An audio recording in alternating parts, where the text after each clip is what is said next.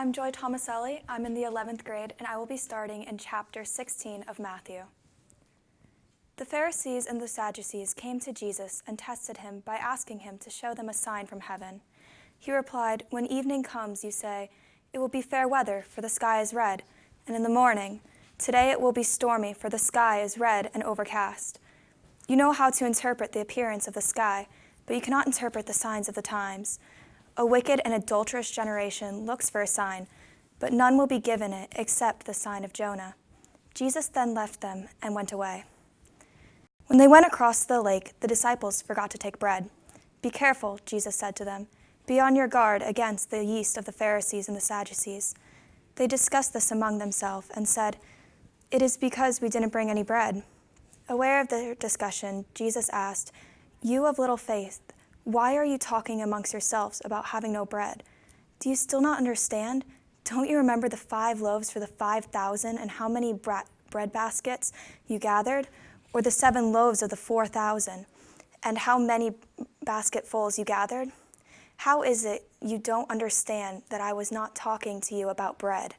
But be on your guard against the yeast of the Pharisees and Sadducees." Then they understood that it was telling them to guard against the yeast in bread, but against the teachings of the Pharisees and the Sadducees. When Jesus came to the region of Caesarea Philippi, he asked the disciples, "Who do people say the Son of Man is?" They proclaimed, "Some say John the Baptist, others say Elijah, and still others Jeremiah or one of the prophets." "But what about you?" he asked. "Who do you say I am?" Simon Peter answered, "You are the Messiah, the Son of the living God."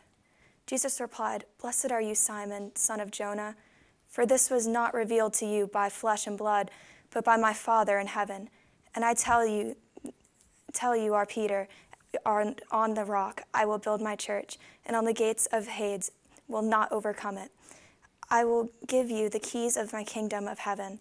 Whatever you bind on earth will be bound in heaven, and whatever you loose on earth will be loosed in heaven." Then he ordered his disciples not to tell anyone that he was the Messiah.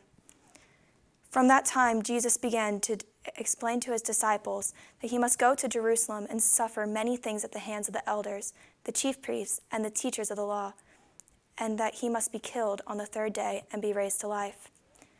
Peter took him aside and began to rebuke him. "Never, Lord," he said, "this shall never happen to you." Jesus turned and said to Peter, "Get behind me, Satan. You are a stumbling block to me. You do not have in mind the concerns of God, but merely human concerns." Then Jesus said to the disciples, "Whoever wants to be my disciple must deny themselves and take up their crosses and follow me. For whoever wants to save their life will lose it, but whoever loses their life for me will find it. What good will it be for someone to gain the whole world, yet forfeit their soul? Or what can anyone give in exchange for their soul? For the Son of Man is going to come in his Father's glory with his angels, and then he will reward each person according to what they have done. Truly I tell you, some who are standing here will not taste death before they see the Son of Man coming in his kingdom."